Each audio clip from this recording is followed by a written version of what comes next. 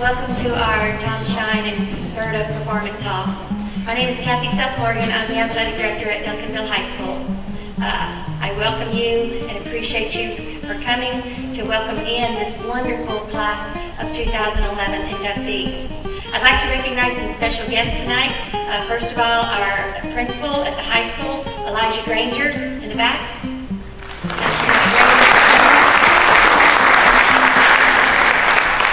We have past Hall of Honor inductees here, and if you'd just stand, please. Anita Campbell.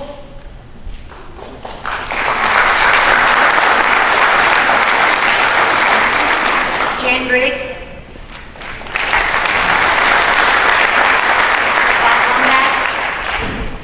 Bob Rombach. And Sharon Smith. We appreciate you all for coming. I'm going to read to you the first sentence on the program page explaining the Duncanville Hall of Honor significance. It was established to celebrate excellence and salute the contributions of individuals whose advancement of athletics in Duncanville ISD and beyond has made a profound difference in the lives of our young people.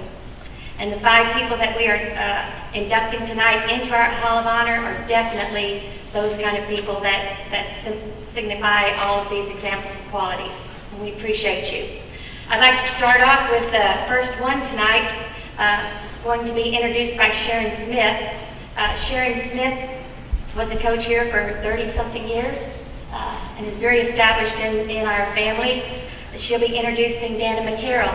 They actually competed against each other in high school and then went on to be coaches here working with Sandra Meadows and setting her foundation. So, Sharon Smith, you want that? Coach McCarroll is an interesting, caring, capable, unique individual and was an unbelievable freshman coach here at Duncanville High School. She had 928 victories versus 104 losses in basketball and volleyball. The only way I could have had a record like that is if my mother had made it up. She was always quick to give everyone else credit, but let me assure you, beyond a shadow of a doubt, it was her hard work, determination, and never failing honesty that made her the coach and person and teacher she was. It didn't matter if your mom was a superintendent or your dad flipped burgers, you were judged by the same criteria. One of the most unusual things about Coach McCarroll to me is that she never, ever, ever broke a rule. In fact, she never, ever, ever even thought about breaking a rule. She really slowed me down sometimes because I didn't have that trouble. But one day, they were given, I think it was a TCAT. We've had so many tests that would last forever. And they're in the cafeteria, 4 or 5 teachers. And Coach Meadows comes to the door and goes, and Dana goes, Coach Meadows gives her the high sign, Dana. I thought, oh my gosh, there's going to be blood after she gives this. No. Afterwards, she said, why did you not come over and talk to me? And Dana said, because there's a rule. You can't leave the room after you start testing. And the look on Coach Meadows' face, she couldn't believe that Dana... I wouldn't do it again. Secondly, every girl she had and half the parents were scared to death of her before they had her. And they found out that her bark was much worse than her bite. One of my favorite people in the whole world's here tonight, Janie Davis, and we were at a tournament, and her daughter Jana was on the 8th grade team, and we played our game, and Dana, from what school were you at? Boswell, was her freshman group was out there playing, and she was giving them the what for and coaching and talking and hollering. And Janie looked at me and said, I just don't know whether I'd let my daughter play for her or not. And I cracked up because I knew already that Dana was coming to Duncanville next year. And that's who her daughter would be playing for, and she did, and they had a great time and a great relationship, had a lot of fun and a lot of success. Also, Dana has some phrases and words she uses that no one else uses. The main one everybody remembers as Gatto Bill, which a lot of these I don't even know what they mean, but she doesn't either, she said. And another one, my own personal favorite is, you can spit on me and you can spit on me and you can spit on me, but you better watch out. When you get me wet, you better watch out. That's right. See, I don't know what that means, but I was careful when you spit on her, I'll say that. She'd also use single words. One time Diana Patey was running down the court back and running back, and Dana was saying, Diana, Diana, Diana. She ran back the other way. Diana, Diana, Diana. Finally, Diana, on about the third trip, barely turns her head to look at Coach McCarroll, and she says, think. Right? That was it. That covers offense, defense, and everything on the court. Just think. The other one is she had a girl named Kim Bailey who was 5'6", 5'7" at the most. We went to South Oak Cliff to play, and this girl was a rebounding machine. She out-rebounded these three big girls from SOC. I mean, she was doing great. I bet she had 15 rebounds in that half. And right before half, she missed one. And Dana stands up and goes, Kim, rebound. Like she had been rebounded like a miraculous thing. I think that one thing that Coach McCarroll really enjoys doing is laughing at people, especially me. One time she came after me to go to the ball game and I fell down 2 flights of concrete stairs. And at the bottom I thought maybe I'd have some help. She was so busy laughing that tears were streaming down her face. And I had to lay there a while to get myself together. But at the gym, that was a different matter. She was always prepared. She expected the most of herself and her athletes, and she got it. She never missed school. She never missed practice. She never missed a workout. And she never lost to a team that she should have beaten. I never saw her act silly or happy or giddy in the gym, except one time I just lost, as usual, at the Reed Bird 7th grade game, and she burst into the gym. And she had won $1,000 playing bingo at Safeway. And that was the happiest I ever saw. It was. Of course, I did occasionally get peeved at her. Can you imagine that? At coaching school, she didn't want to drive, but she wanted to correct me and make fun of me. And so I was driving one of those big, long school white vans, and she just drove me crazy. I said, go to the back. So she goes back about 4 rows and sits in the back, which wouldn't have been that odd except we were the only 2 people. But anyway, she wasn't talking in my ear anymore. The highway patrolman stopped you. Yeah. You're not telling about me. And Dana was a great daughter. She was a good coach. She was a terrific teacher. She's a loving sister and a caring aunt. And for the 22 years she was here, a member of our coaching staff, she was a super representative of our school in the town and in the state. Dana deserves this honor, and she will appreciate it and treasure it. And I'm so proud of her, and I know you are also too. Coach Dana McCarroll.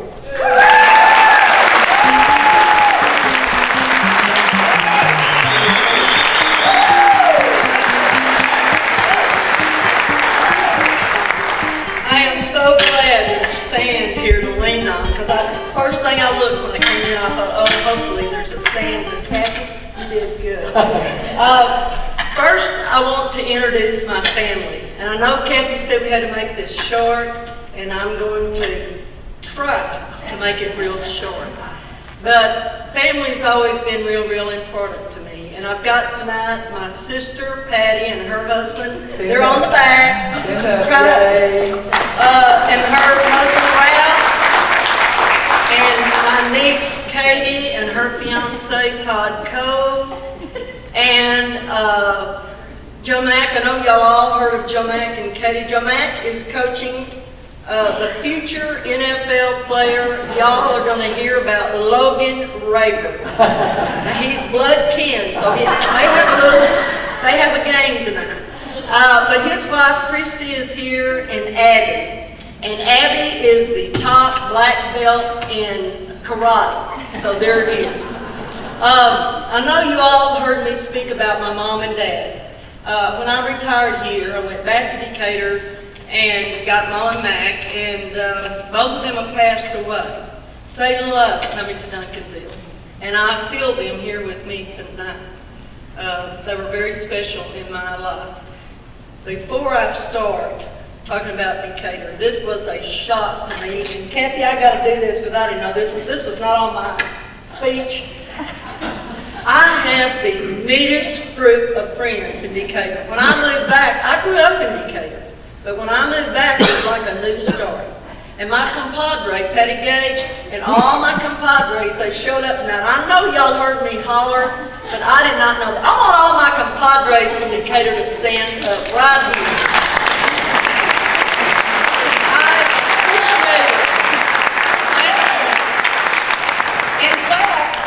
Sharon, Sylvia, where are you, Sylvia? Sylvia and I played on the team. Now, Sharon and I go way back. Way back. Way back. We won't tell how far. But my junior year, we wanted to go to the state tournament. I was at Decatur. My senior year, we came back, and guess who, out of the whole state would be playing, would be Duncanville, to go to the state tournament. Well, hey, needless to say, we all know who won. Duncanville. And Sharon is always talking about how rough and tough Sylvia was. But I said, no, you're not talking about, and you claim that I punched you in the eye. We played that great game of six-man basketball. Woo! Took them home. But now it's 5. So, but we have adjusted. But, Sharon's been the backbone. She helped me. She explained, in fact, Janie, I knew about that from day one. And Sharon has always been the backbone of our program here because she, you know, all of us worked with Coach Meadows. It was a chance of my lifetime to get to come here. They beat me in high school. They beat me when I was coaching at Boswell. And when Coach Meadows called and said, do you want to come? You betcha. I'm coming to Duncanville. And I never left. 22 years, I never left. This was a dream come true. Coach Meadows had set up a program that the community bought into, the school bought into, the town bought into. And if we needed anything asked of Coach Meadows, we would always say, Coach Smith, could you ask Coach Meadows, da-da-da-da? And we would say, we all decided that you'd be the one to ask on this question. But Sharon has guided me through. She is funny, I'm telling you. Oh my Lord. About the driving. Now I'm just going to tell one thing about the driving. Sharon, if you've ridden with Sharon, it's an experience. But what is unreal about it, Sharon, I said, there's a highway patrolman down there. So what? I'm not speeding.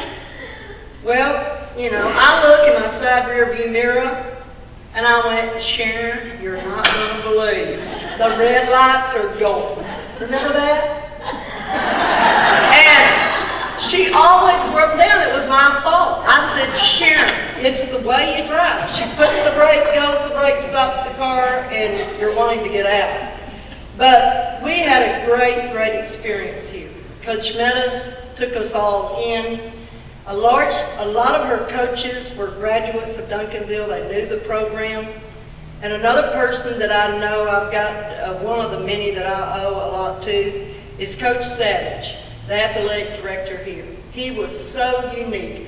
He was a coach's athletic director because when he hired you, he said, you go do your job and I'll always have your back. Now, you don't find too many athletic directors that don't try to pick up the phone and tell you who to play, why to play, and what to play. He was outstanding. And another cohort that taught me everything I know about volleyball is Jan Briggs. Now, let me tell you what kind of challenge I had. I had Coach Meadows here, Coach Briggs here for volleyball, and I was right in the middle. And Briggs, you taught me everything. And I know you know this about volleyball. But she set up a super awesome tournament here every year before school started. And she worked very, very hard to get the volleyball program. And Kathy just told me that you've got a huge setup here. You don't have to take the nets down or do anything for you. But another person that I will always be thankful for is Bill Cochran, my janitor. Bill was Mr. Duncanville. All his kids played. Every time I would have a volleyball game or a basketball game, Bill would always say, Coach, I'll get the nets up, I'll get the sports ready. You don't find too many people like that anymore that's going to go out of the way. When we would come in from the bus trips, Bill would say, now, you don't sit up there by yourself. I will be there waiting for you. And I'd see Bill unlock the door, and when I'd be waiting for a student, Bill would be there with me. That I always will be appreciative of. And another person, Sharon, and I know you're gonna, or Denise is your dad. When I moved back here, Sharon's dad was, he'd get on Sharon and I and laugh and talk, but he was another Mr. Duncanville. True grit, loved the community, loved girls athletics, and gave us all the support that we all wanted. And last but not least, I hope I haven't, well, I know I have. I've seen people tonight that I've not seen since the day I retired. But Kathy, I want to thank you. Because when I retired, Kathy was hired. And Kathy had a great program before she came to Duncanville. Kathy was at Austin Westlake. And we played Austin Westlake in the state tournament. And they beat us. Yeah. I don't know how we hired you after you know what I'm saying? But I knew when they hired Kathy, we were in good hands. Because she loves girls basketball. She and her husband, Jack, they eat and breathe basketball. And when Kathy came, I knew that that was going to be her mission. And when they went to the state tournament, I had never gotten to sit behind the bench at the state tournament. And Kathy, you gave us that opportunity. And I will always greatly, greatly appreciate that because Sharon and I both made a comment. You didn't have to do that, but she did. She let us be a part of the Pantherette tradition that has always been here. And to all of you, whoever, I don't know how or why I got into this, how somebody nominated or what, but I greatly, greatly appreciate it. And to all of you that I've seen tonight, I will always cherish the fans, the kids that I've had for 22 years. This was an awesome, awesome opportunity for me. And I will always be indebted to all of you that your kids and your family always supported us. And I greatly, greatly appreciate this honor. Thank you.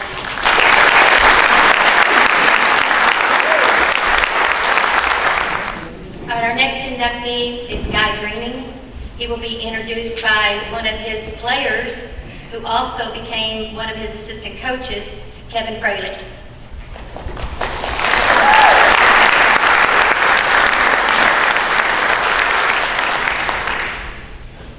Whoever that was that yelped up there, I must have paid you extra. Dan, I'm a little disappointed that I didn't get thanked after you thanked everybody in your work. I have to tell a story. In 1979, after a pep rally,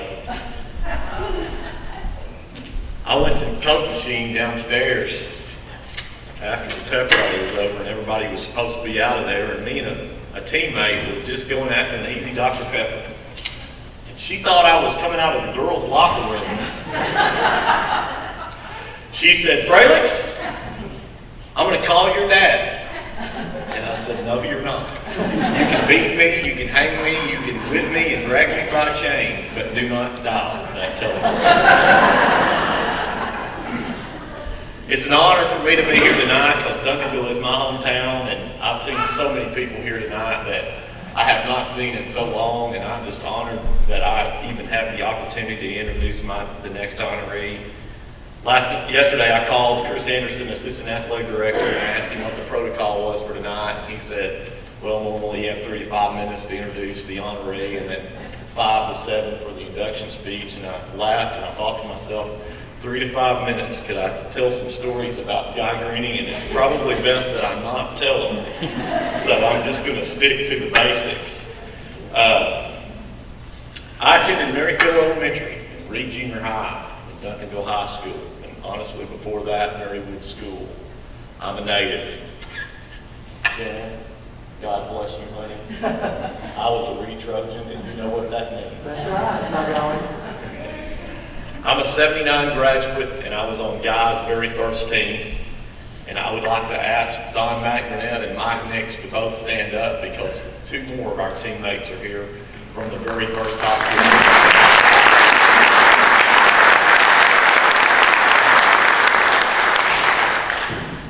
Guy, we're all 50 years old now, so please don't ask us to run. Guy Green made a mark on close to 300 young men during his tenure here. In his 20-year career at DHS, he never had one losing season. He won 371 games while losing only 72. He took teams to state tournaments 4 times, winning the state championship in '86. His very first year, my senior year, we lost only 1 game. And honestly, folks, you can read in the bio, I can go on and on.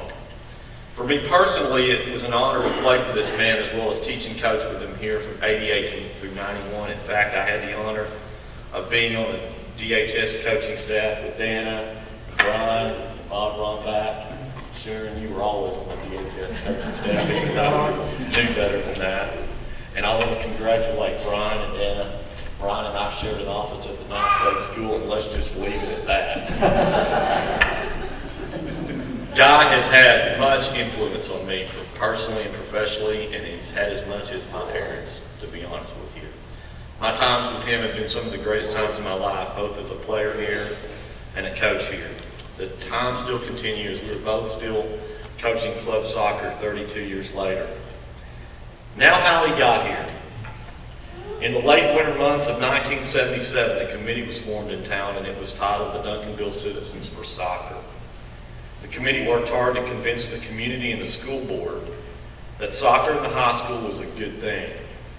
4 very instrumental men in our community, Bobby Fletcher, Paul McBurnett, Wayne Blank, and my father, who is here tonight, Red Fralix, met with then athletic director Bill Savage. These 4 men convinced him that it was time that they hire a soccer coach, a real soccer coach, for our team. Of course, it didn't hurt that Mr. Fletcher was on the school board, so that kind of ran through real quick. Bill Savage sought applications, and he hired Guy in the summer of 1978, and the very first soccer coach at Duncanville High School was born. It's a funny story. One day in 1989, while I was coaching here, I got called to Bill's office. It was not a pleasant experience, but he told me a story about Guy being hired. And in the absolute Bill Savage voice, he said to me, "Hell, I couldn't spell soccer. I was looking for someone who played the game and wanted the damn job." Well, tonight's honoree did both. And he transformed Duncanville High School soccer into a brand that everyone in high school soccer throughout the state, and frankly this whole region of the United States, recognized. His body of work with coaching soccer at this school, this institution, is extremely historical. His knowledge of the game is extremely recognized. His commitment to Texas high school soccer coaching profession is revered. His commitment to his players for life, myself, Don, Mike, and untold others, is unquestioned. I'm proud to call him my coach, my mentor, and most importantly, my friend. Ladies and gentlemen, he truly contributed to the slogan, City of Champions. Please welcome to the Duncanville High School Athletic Hall of Honor, class of 2011, Coach Guy Green.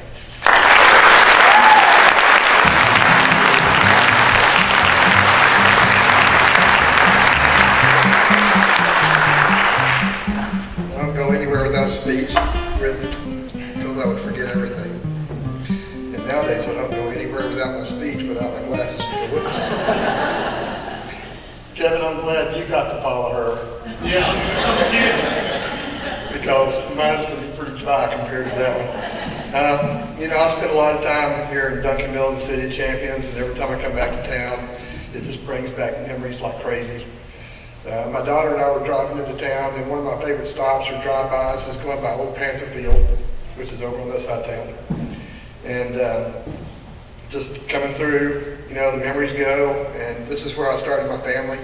My wife Nancy's right here in the middle. Everybody know where you are.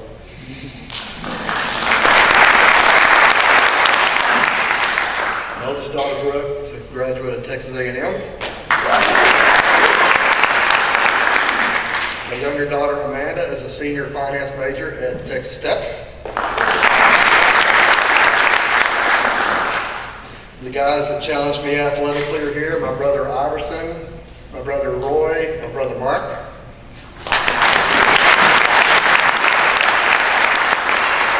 I've got an Aunt Janie is here, her son Jeff, his wife Rhonda, and their 2 boys are here. I've got a sister-in-law, Marilyn, and her husband Jerry are here. And I know just about everybody in this room except for all these ladies from Decatur. Glad to meet y'all. I want to also talk about a couple of people that came tonight, special. Anita Campbell, who's right over here. Anita was secretary when I started here. If she hadn't tracked me down after my interview with Bill Savage, I might not be standing here today, because I think that I interviewed without ever having an application in, and I don't think that they had any recognition of where I was or how I got there, other than a phone call and I'm coming. But she was pretty much my guardian angel through the early part of my career. Also, Barbara Jones was athletic secretary here also, and her husband Earl, who was president of my booster club at one time. Both have been great help to me. They provided me 2 sons that played for me, and were on great teams. Also, Red Pralix, as Kevin said, was in the organization to try to help get a coach here. And also, in my early days, Red manned my ticket booth out at the stadium, and between games will let me come get this band to warm up. And oftentimes provide me hot chocolate, which he sold to everybody else. I thank old players. Kevin introduced these 2 guys. I saw Billy McCrory, who scored our first goal ever in the state champions tournament. And PJ Mackin, where you guys stand up, please. Yep, there they are right in the middle. And I even saw 2 of my most current players back here, Emma Scheffler and Carrington Elliott, are on my current team. So I've got a pretty good range of about 32, 33 years plus. I appreciate Kevin speaking on my behalf, because he has somewhat represented the masses of players that I've had, because he was there in the beginning and he came back and helped, and he's still close to me in what I do. And so thank you, Kevin, for doing that. And in representing, when my daughter and I passed Old Panther Field, it kind of brought back a memory to me of when Bob Albert told me that, well, we're going to start playing some football on the World Cup field, and we might want to be trying to help you find another place for your game field. And so he says, we're going to redo Old Panther Field, and you can move over there if you want to. And so they started designing it, and they allowed me to go in and help on the design, and made it plenty wide and long and as nice as we can make it. And that kind of became an earmark for the area of people that wanted to come and play on one of the nicest fields around. Well, he says, and Guy, I'll tell you what I'll do. I'll let you name it whatever you want to. And I thought, okay, Guy Greening Stadium, here we go. But then I kind of used what we already had, and it was called Panther Field forever. And I kind of decided, let's just go with Old Panther Field, 1, because it's being replaced, and 2, to kind of represent all of the old players that had been there. And it just so happened that we had won our 1986 state championship playing on that field as the new stadium was under construction. When I was growing up in Garland, I decided maybe at about age 9, I was going to spend my entire life in sports. At the time, Garland was like football capital of Texas, and I thought I was going to grow up and be wide receiver for the Dallas Cowboys. So that was my idea about how I was going to be in sports for the rest of my life. My 7th grade coach had other plans for me, and I decided football wasn't my route.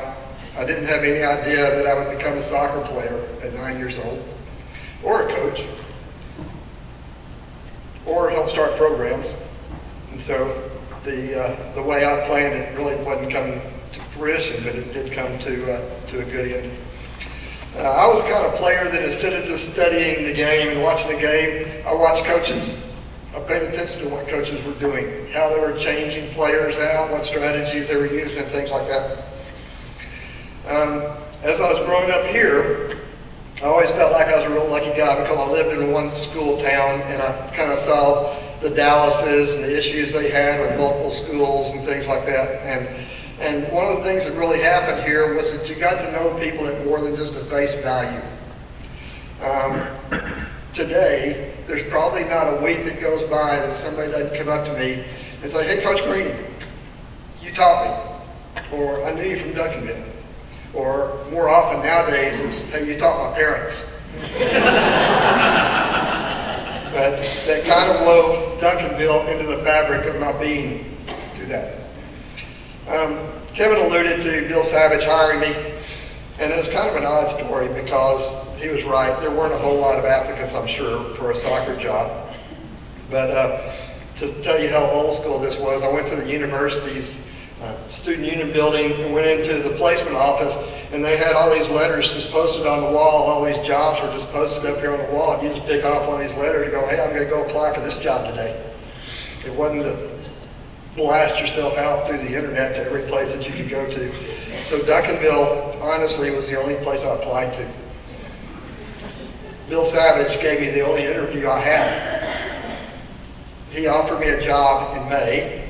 I wasn't graduating until August. I was scared to death that I was going to fail one of my classes in the summer and wasn't even going to get the job again. I did graduate. I graduated on a Friday night in the middle of August, and I started here on the very next Monday. I was so young, feeling, and probably looking when I started here. The cafeteria lady used to tell me, hey, kid, go get back in the back of the line when I try to walk up in front like all the other teachers did. Mr. Savage was outstanding to me in the way he dealt with me. He very often would be a neutral party to go and talk to, more than a guy that would kind of boss you and tell you what needed to happen. One, probably because he didn't know anything about soccer and he didn't want to screw it up. But he was good. Probably my favorite time in those early years was on Friday afternoon. I would go up to Mr. Savage's office, and him and George Whitley would be in his office holding court, and he'd let me come in and sit in on the week's proceedings and see how it all went. Mr. Savage comically called me the soccer czar of Duncanville. I know it was a takeoff of the fact that he thought I coached a communist sport, but he tried to make it nice. He tried to do the best he could. Duncanville was a great place to start a career. It was a great place to grow as a coach. It was a great place to learn not only my own craft, but how to be a man to boys. I got to talk daily with icons like Jay Miller and Sandra Meadows. They were there anytime you wanted to talk. I got to grow up as a coach with coaches and friends like Phil McNeely, Flip Gammon, Del Cothran, Jan Briggs, Sylvia Miller, Charles Hayden, Bob Reinbeck, David Carroll, Brian Winnick. And at the time, this was truly a coaching mecca in the state of Texas. And I was lucky to be part of it. One of what I thought our entire program's biggest accomplishments were that we won the All-State Award 2 years in a row. We were all so proud of that. I remember we all gathered downtown behind us in front of that City of Champions sign and had a picture that went in the paper, and that was just awesome.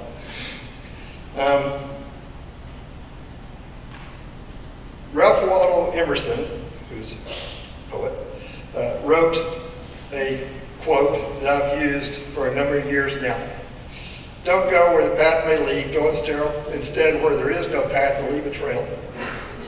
Duncanville afforded me the chance to do exactly that. I was almost turned loose here like a kid in a candy factory. I got to go, I got to push, I got to do more than any other coach in the state of Texas got the opportunity to do. And it wasn't always easy, but somehow we always made it fun. To me, though, the most important reason probably that I'm making it into this Hall of Honors, not because of me, is because of all the players that grace my locker room. If I started to make a list, we'd be here for a long time. I've had many great players. We always had a great attitude. One of the things that we always did was set a goal, not just to make the playoffs, but to go beyond, deep into the playoffs. We expected that every year.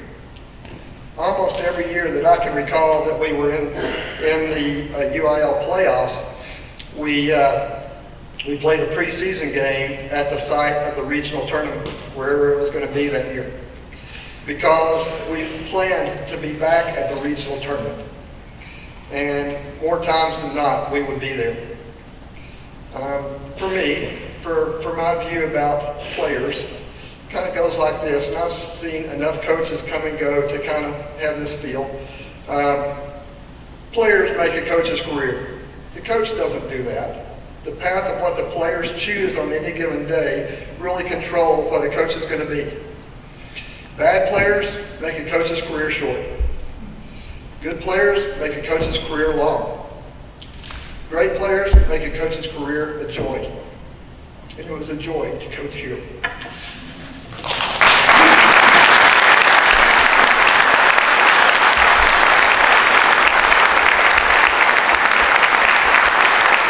Our next inductee is Chris Hill. He'll be introduced by our favorite baseball coach, ex-baseball coach, I should say, Bob Romack.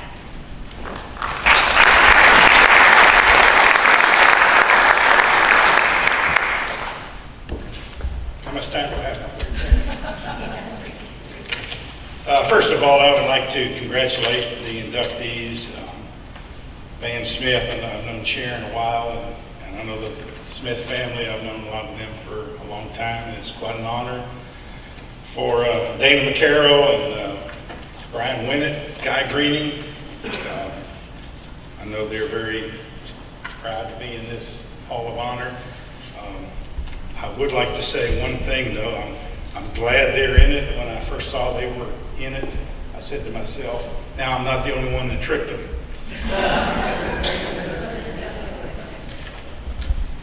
You know, Duncanville's a very special place. We all know that. These folks know that. I think you know it.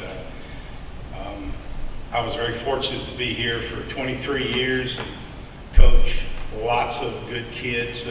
None of that would have been possible without the community being the way it is and was. A lot of the help from the administration and the school board. Just a great community. And back during the decade through the 90s, we were probably the best baseball program in the state of Texas. In fact, I know we were. We won more games in the 90s than any other baseball program in the state of Texas. I'm introducing tonight Chris Hill. He got out of high school and graduated in '87 and was one of the guys that laid the groundwork for our successes to follow. I would always tell people that Duncanville baseball was, for the most part, it was a lot of average kids who performed at their optimum. It wasn't great players, it was just average kids that had a passion. And that was pretty much the truth. However, every now and then you would get a passionate player that had lots of talent. And as most of you probably know, we've sent, at least in my tenure here, we had 11 ball players playing the big leagues. We had numerous more play professional baseball. Chris Hill played 9 years of professional baseball. You don't play professional baseball unless you have some talent. But along with the talent, he had a passion for the game. Now, as I said, Chris graduated in 1987. Right out of high school, he was drafted by the New York Mets. He played for 9 years. He ended up in the Mets organization, and he went to the Astros, the Red Sox, the Orioles. He played a little independent ball. He even played some winters in Venezuela. And this is all for 9 years. During his professional baseball career, he made the All-Star team in 1988 in the New York Penn League, in 1989 in the South Atlantic League. His best year, however, was in the Florida State League when he played for Osceola. He won 16 games. He was 16-7 with a 2.93 ERA. And again, that year he made the All-Star team. In 1993, he was playing Double-A ball for the Jackson Generals in the Texas League. and they won the Texas League Championship that year. In 1995, he signed with the Red Sox. He played minor league ball with the Red Sox, and he went to the Orioles. And then in 1996, he retired. At that time, he went back to school full-time, went to Northwood University in Cedar Hill, got his bachelor's degree. From 97 to 2000, he helped coach their baseball team. During that time he was at Northwood, he was approached by the Athletes in Action, which is a campus crusade for Christ, and he traveled with them to South America and to Mexico. Chris has had a distinguished career. When he was in high school, he was a joy to coach. He had a passion along with his talent. In 1987, he struck out more ball players, more opposing players than David Need did. And in fact, he still is second in the all-time strikeout record list for Duncanville high school baseball. And when you factor in a 7-inning game, he averaged over 12 strikeouts per game, and that is still Duncanville High School record. I would like to point out that he married his high school sweetheart, Joni. They've been married for 20 years. He has 2 sons, 2 athletic sons named Caleb and Jonathan. And his mother and father are here tonight, Sam and Clarice Hill. And I would be remiss if I did not tell you that it is people like that that made my job as a coach easier and made this community what it is. We have lots of parents and lots of families like the Hills. At this time, Chris is coaching. He's at Grandview High School. He coaches football, basketball, and baseball at Grandview Junior High and Senior High School. And since Guy took up all of my time, I have several pages here. I condensed it down to one. And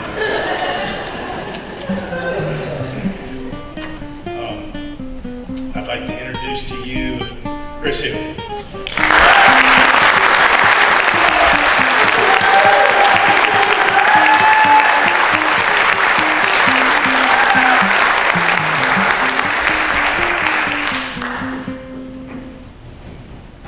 Put that picture up there.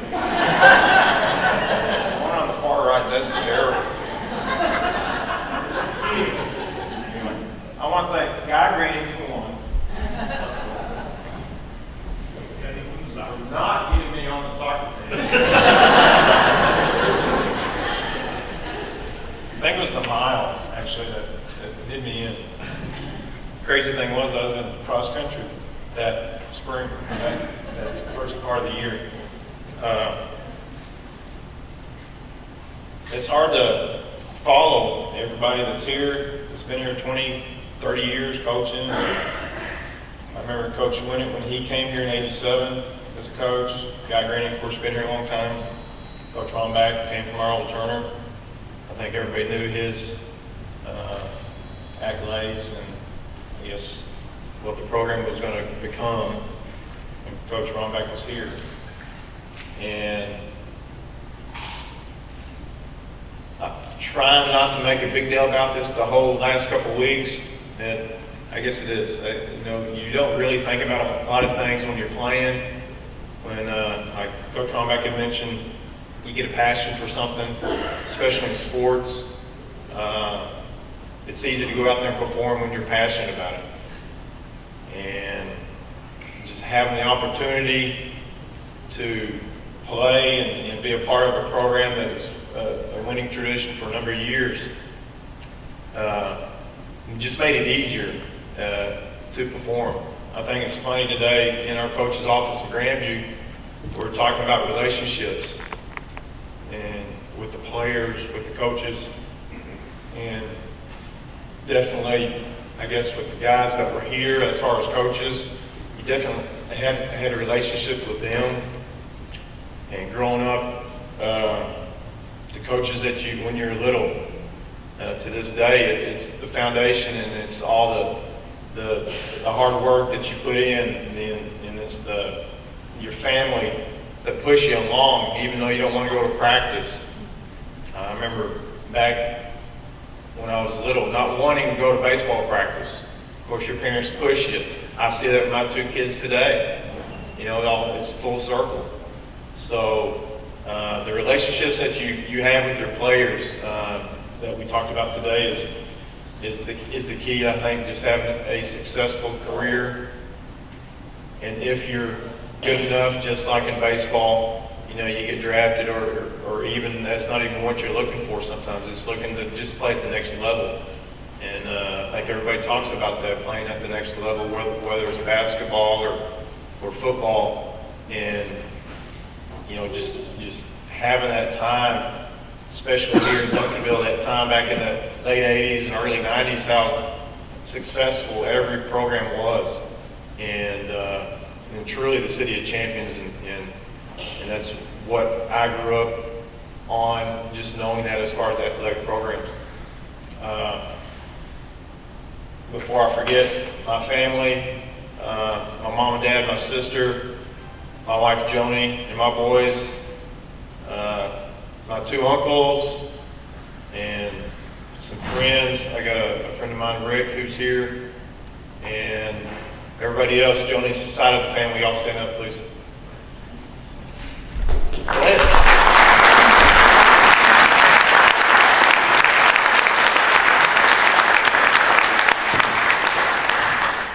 And I can't go without thanking Mr. Sanchez, who's right there in the front, Paul Beecham, Forrest Tennyson, who Mr. Tennyson does have a son that's coaching in Maypearl.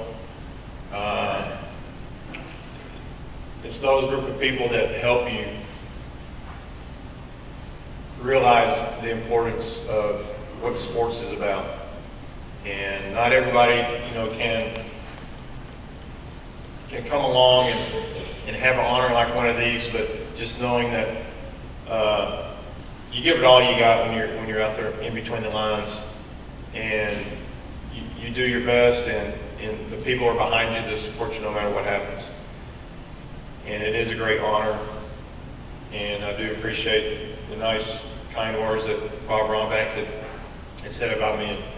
And again, I just try to take it in stride, and I truly appreciate the honor. And I do want to thank one more person, Don Reichert, who called me on vacation. And I'm thinking, who is this individual? Because, I mean, I remember Don. I'm going, who's calling me? I'm on vacation. Everybody knows where I am. And lo and behold, I was up in Maine and Boston. And in the next couple of days, we're going to the Boston Red Sox game. And Don had called me. And I appreciate Don for putting me in for a nomination. And I truly appreciate it. And that's it. Thank you.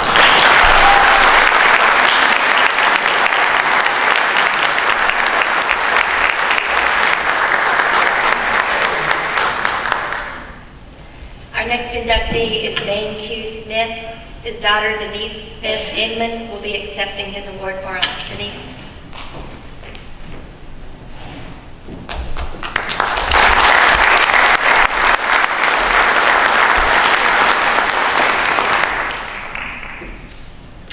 Thank you. I want to thank everybody for coming out tonight. This is a real honor. And the Van Smith family, thanks to each of you. The selection committee, Kathy, and the athletic department for hosting this. My dad loved all sports. Growing up, Thursday night, Friday night was football in the fall. In the winter, basketball was any night of the week except Wednesday or Sunday. We made all the games in town and most of them out of town as a family. Baseball was in the spring, and if he had only known soccer and golf were coming along, maybe he'd have made it a little longer. longer to enjoy them as well. He would have loved them as well. First of all, my dad was a fan. Gladys played a little basketball. He wouldn't miss a game. Me and Mom were there for all of it. Van Rao played football and basketball. Again, they never missed a game in or out of town. Sharon played basketball. Now there's a little side story in that Dad had to drive her bus and serve on the school board 12 years to keep her out of trouble long enough that she could play basketball. But he kept her in the sport, so for that we're appreciative. I too played basketball. He and Mom never missed a game. And he even would come to track meets where I was the track manager. Now that's a dedicated sports fan if you've ever been to a Saturday all-day track meet, especially in the winter, in the spring when the winds blow. He attended sports events long after we all graduated and quit playing. It was his passion and his love, and he loved the kids and he loved the sports.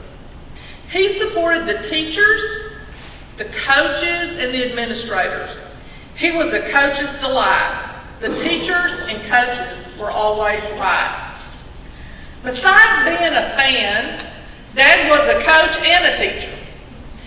He coached the girls and the boys basketball team at DHS during World War II because he was a farmer. Farmers didn't get to go fight. They stayed home and grew grain and mended the crops. And so during that time, Dad coached both boys and girls basketball teams as a volunteer at DHS. Now think of that these days, right? He coached them, he drove their buses, and I bet they didn't even know if he had a driver's license. Now, he was a big supporter of my brother Van playing football. He would even come from the field in the afternoon driving his tractor, pull along besides wherever the football practice was being held, pull the tractor along, get off, lay in the grass, chew his tobacco, and encourage. He always encouraged us, never anything more than positive reinforcement and encouragement. Once, as a teacher, Sharon complained that her coach, Coach Coger, just didn't really know what he was doing. She was a freshman that year, and he decided she should play forward, and she really wanted to play guard, and he must not know what he was doing. So Dad just pulled into the next parking lot, turned the car around that morning, and headed home. Sharon said, "Where are we going?" He said, "Home to get your uniform. You already know all there is to know about basketball. You might as well turn in your uniform. No need to play." I think she changed her mind. She kept her uniform and quit complaining about her coach. He did miss one teaching event. My mother, who attended everything he attended, after all of our years of football, we were all grown and married. On a Sunday afternoon, watching the Dallas Cowboy game in our house, at their home, she asked me, "Now, explain this first down stuff to me."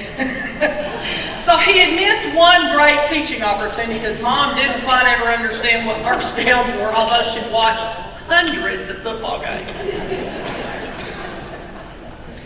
Tonight, my dad would be proud of this honor. He attended Duncanville through the 10th grade. He went to Sunset through the 11th, walking to school every day. Sunset High School. Now, he got lots of rides from friends along the way, but education was that important to him and was through all of our educational processes as well. Our family is appreciative of each of you in this honor. We only hope that all of you have a school and a team that means as much to you as Duncanville did to him. Thank you.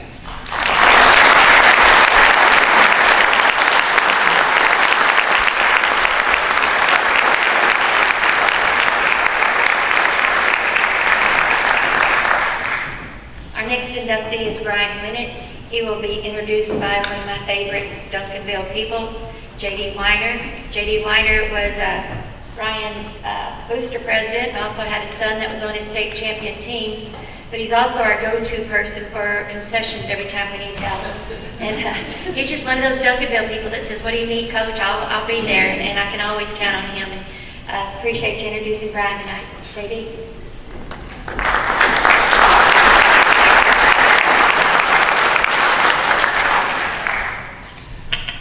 How many have ever been to a Duncanville High School football game? Basketball, baseball, track, soccer. How about a DHS golf tournament? I'm here tonight to introduce the most obscure coach Duncanville's ever had.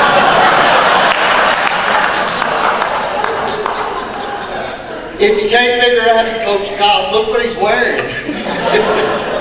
He's got his little footies on with his tennis shoes, got his golf shirt, clubs are in the trunk, all he's looking for is a green patch of land that he can play. He lived a life that most of us grown men wished we had. He got to go to the golf course Monday through Friday at 1:30. What a job.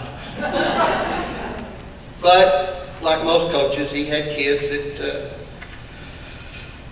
well, some of them didn't want to play very well. But anyway, let me explain a little bit about golf. I learned a little bit about golf when my son played up here. The way it works in coaching, you can usually call timeout and talk to your team, or you can do whatever, go to the pitcher's mound, talk to the pitcher, say, what in the world's wrong with you? In golf, when they tee off on the first hole, you can't say a word to them until they finish the 9th hole. So if you've got a kid that's been in the ditch for 9 holes, you can't say a word to help him get out of the ditch. Then you chew on him a little bit, then he gets to the 10th tee, tees off, he gets back in the ditch, can't say anything again until he's through with 18th hole. Now folks, that takes some coaching to prepare your kids during the week to not get in that ditch when they're playing golf.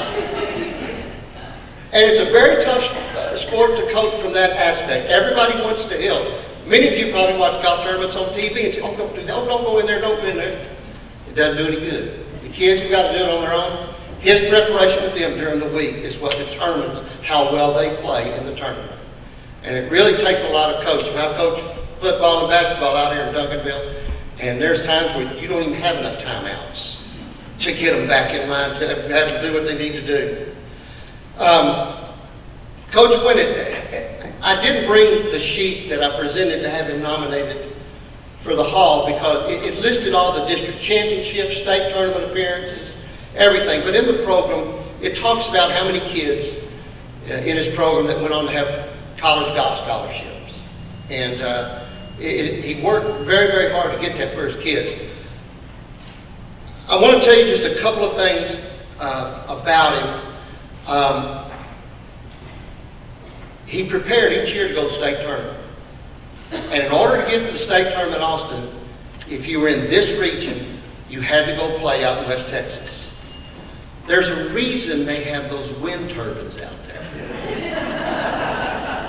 If you can't learn to play in 40-mile-an-hour winds, you're not going to make it out of regionals. And that's exactly what they did. Coach Winnett played 4 tournaments in the fall and 4 tournaments in the spring. At least 3 of the tournaments in the fall and 3 of them in the spring were in West Texas. And when I say West Texas, I'm talking about Lubbock, San Angelo, and Midland. They'd get on the bus out here on Thursday afternoon about 1:30. They'd drive to Fort Worth, hit practice balls, get on the bus, then drive to Lubbock, Midland, or San Angelo, whatever. Spend the night, get up, tee it off Friday morning. Go eat Friday night, go back to the hotel, get up Saturday morning, tee it off, get on the bus, drive back to Duncanville. Folks, that's a quick turnaround. That's a quick turnaround. But he did it time and time and time again to prepare the boys for the opportunity to go to state. It wears you down. I did it my son's senior year, and I was glad golf was over. His senior year, the spring tournament opener was in Midland. Got to learn to play in the elements. Got to learn to play in the elements. He was the last group to tee off at Midland Country Club that day. You don't know what it's like until you watch your son tee off with the snow falling. And that's the life. He lived a vagabond life. He traveled everywhere to get the kids ready, and it paid off. Numerous state tournament appearances. Never walked away with a state title, but the kids were down there, and the kids got to participate. And folks, I'm telling you, the pressure in high school golf looks just like it does on Sunday afternoon at the Masters. Kids start peeling away. They just start folding. Some of them can't even talk when they finish. They can't even spit, especially on you, Dave. He was so dedicated that he would take a couple of days during the kids' spring break. He'd load them up on the bus. They'd load up here at 6 a.m. on a Monday morning. They'd drive to Lubbock, play 18 holes, stay in a hotel, get up the next morning, play 18 holes, and drive back to Duncanville to get familiar with the golf course they were going to play at regionals. Hadn't even been determined they were going, but he tried to get them ready. And that's what Brian did all the time. He kept trying to get kids ready to compete at the best level there was. Folks, you can't define coaching any other way. That's it. Having your kids ready to perform at their best when the clock started, when the gun went off, or whatever. Brian went and did that. I'm going to tell you one little story I know about it. I didn't travel with him much, so I don't know too many stories about him. And he didn't room with any of the kids, so the kids don't know any stories. But anyway, out in Midland, there were 3 old birds out there. They were retired. And they had a big old cauldron. And they'd set that cauldron up on a burner. And they'd pour about 15 gallons of barbecue sauce in that cauldron.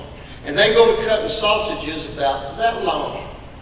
And they'd throw them in that cauldron and then hide them. They'd throw them in that cauldron and they'd stir those sausages in that barbecue sauce and get good hot. And when the boys quit playing, you had to wait till your whole team was done before you could get back on the bus and go. Kids were hungry. They couldn't eat or anything. They had more white bread in the back of their truck than Mrs. Baird's delivers in one day. And what they did, they had some, West Texas, some of you guys don't know what I'm talking about. You take a piece of that sausage out there and you slap it on the white bread. It's called a fold over. And the kids just eat away at it. First time my son had it, he came home and told me about it. I said, well, that's old as Adam. Everybody's got that. Coach Winnick set a record. He had 19 of them.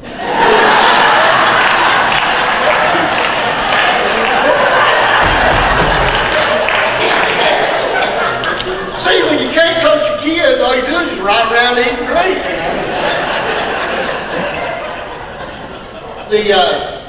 Most of you don't know it. You've never been to a golf tournament. It takes a dedicated person to coach and to know hardly anybody sees it. It's free to go to a golf tournament.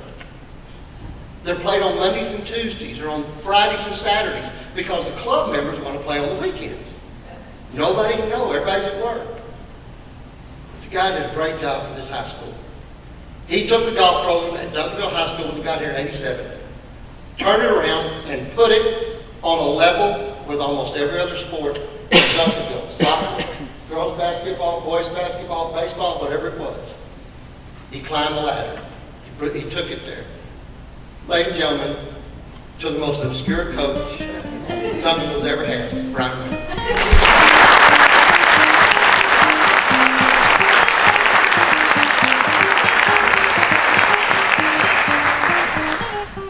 First off, I have to say I'm very humbled by the award, and I need to say thank you to quite a few people because I don't believe anybody accomplishes anything by themselves. It's always a team effort.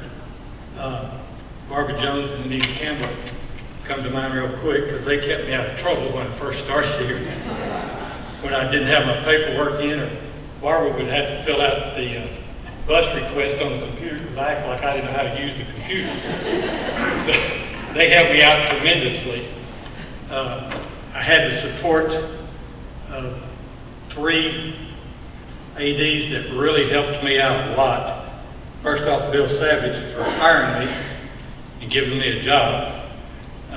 Bob Albert was great to us in our golf program and came to the state tournament and really supported us down there.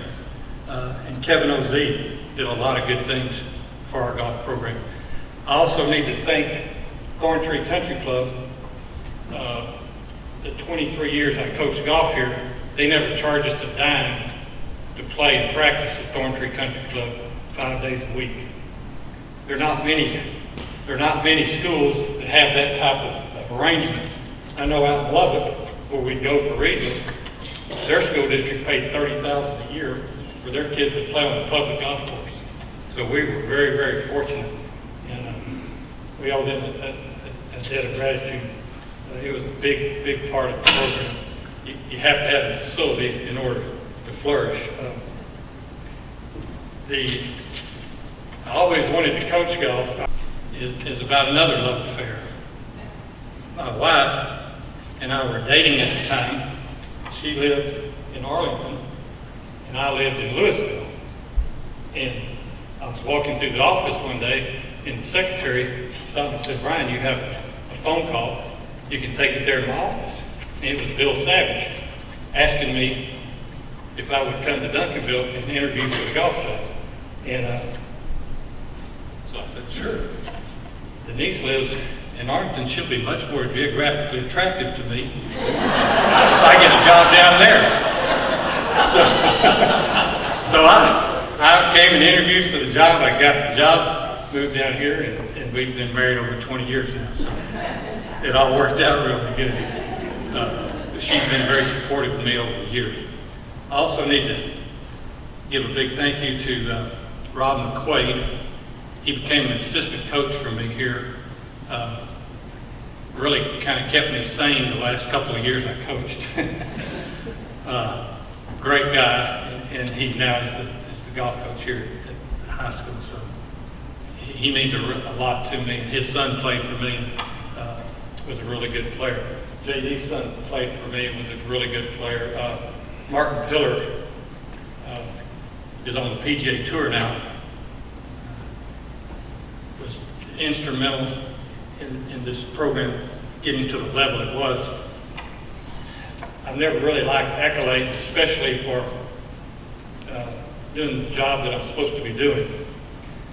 I know in 2001, I got the DHS Head Coach of the Year award, and I barely even told my wife about it. And in 2004, I got the Texas High School Golf Coaches Association Coach of the Year award, and never told anybody nothing about I got it. Because I thought that's what I'm supposed to do. I'm just doing my job. You shouldn't get an accolade for doing your job. So I feel really humbled and really thankful to the committee for selecting me to be in this hall. So thank you very much.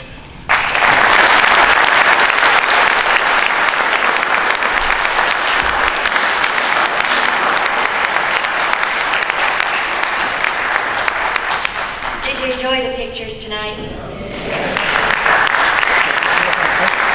you enjoy the program? That's all credited to the best assistant athletic director I've ever had, and that's Chris Anderson. Chris.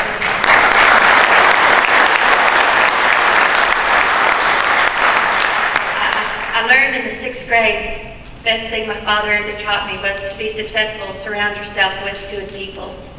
And the people that I've surrounded myself with by choosing to take this job in Duncanville, this is an example of the wonderful people, as all of you are too, and appreciate you, Chris. Tomorrow night at the football game, it's our homecoming football game. We'd love to see you there. Game starts at 7:30. We open the gates at 6:30. We're still selling tickets up till noon tomorrow. We would like the class of 2011 to come at 7 o'clock and enjoy a reception in our athletic office. I know y'all are looking around, a lot of you going, it's really changed around here. Hall of Honor class.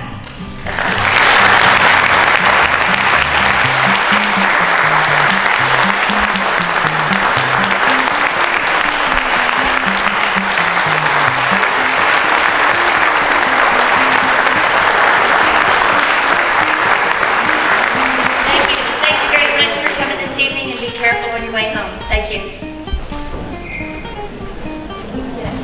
Hey, go!